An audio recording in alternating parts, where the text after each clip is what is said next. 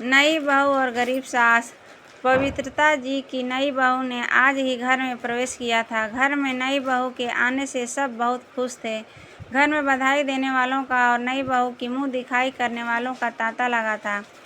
इसी बीच पवित्रता जी किसी काम से अपने कमरे में गईं, तभी उनकी नज़र अपने पति रमाकांत जी की फ़ोटो की ओर गई, जिनकी अभी 2 साल पहले मृत्यु हुई थी।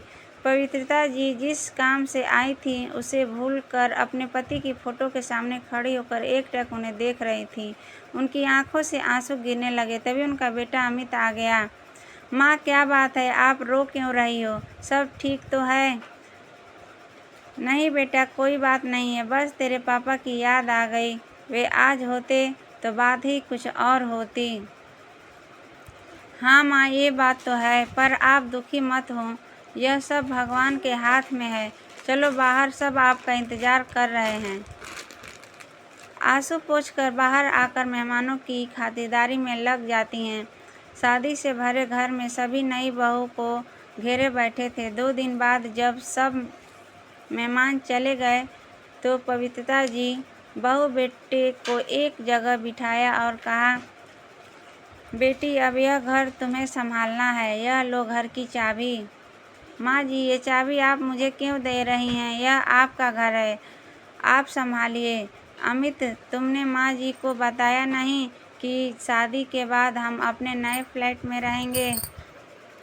अमित, बहू यह क्या कह रही है? मैंने इतने अरमानों से तुम्हारी शादी की थी और तुम दोनों पहले ही मुझे छोड़कर जाने का प्लान बनाकर बैठे हो। यह कहकर पवित्रता जी रोने लगीं। माँ, ऐसी कोई बात नहीं है। तुम जो जानती हो, अंजना नए ख्यालों की लड़की है, इसलिए हम अलग रहना चाहते हैं। यहाँ यह एडजस्ट नहीं हो पाएगी। हम आपसे कभी कभी मिलने आया करेंगे और आप चाहो तो कुछ दिन के लिए हमारे साथ रहने आ सकती हो। यह सुनकर पवित्रता जी को बहुत झटका लगा। उनके पति का स्वर्गवास हो चुका था। इकलौता बेटा अमित भी उन्हें छोड़कर जा रहा था। अब वे अकेले किसके सहारे रहेंगी? यही सोचकर वे रोते हुए अपने कमरे में चली गई। 2 दिन बाद अमित और अंजना अपने नए घर में चले गए। जाते समय अमित ने माँ से कहा, माँ, मैं आपसे मिलने आता रहूँगा और पैसे भी भिजवाता रहूँगा, आप चिंता मत करो। उसकी तुम चिंता मत करो।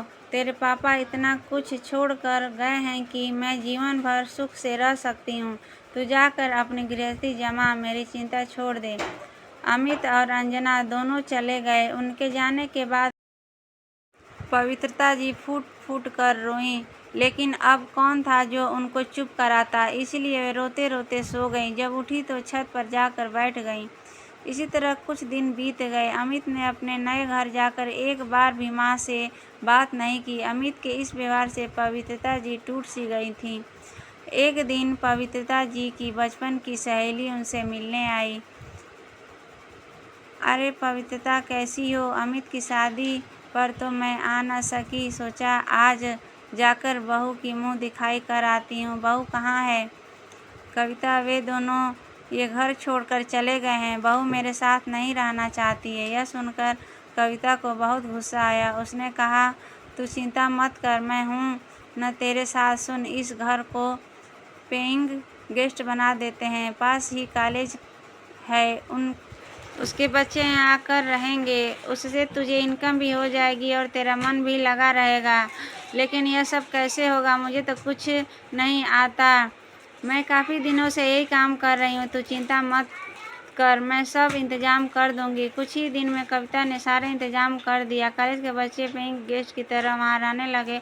पवित्रता जी उनसे बातें करती रहती, उनका अपने बच्चों की तरह ख्याल रखती। इस सब में समय कब निकल जाता था पता ही नहीं चलता था। पवित्रता जी इस सब से इतनी खुश रहने लगी कि उन्हें अब अमित और अंजना की याद भी नहीं आती थी। बच्चे भी उन्हें बहुत मानते थे। इस तरह उनका अकेलापन भी दूर हो गया और उन्हें किसी पर बोझ भी नहीं बनना पड़ा। तो दोस्तों, ये कहानी आपको कैसी लगी? अच्छी लगी हो तो लाइक शेयर ज़रूर कीजिएगा। तो मिलते हैं एक और नई कहानी में।